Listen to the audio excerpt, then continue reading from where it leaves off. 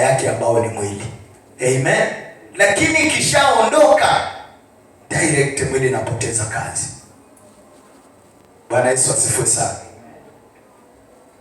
Chakula cha nafsi ni nini? Chakula cha nafsi. Tumeshasema chakula cha mwili, tumeshasema kazi ya mwili. Acha pia tuangalie chakula cha nafsi. Chakula cha nafsi ni maneno. Amen.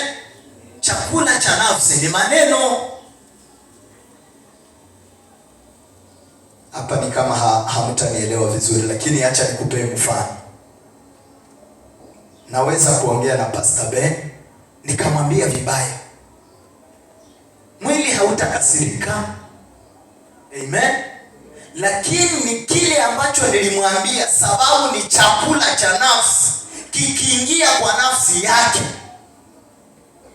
Na hapa ndipo panashinda wa Kristo leo hii. Bwana Yesu asifiwe sana. Kikiingia kwa nafsi ni kama vile chakula kinaingia kwa tumbo. Unaona mtu anasema na shiba, huyo mtu na yeye ukimwambia hayo maneno, hiyo nafsi na shiba.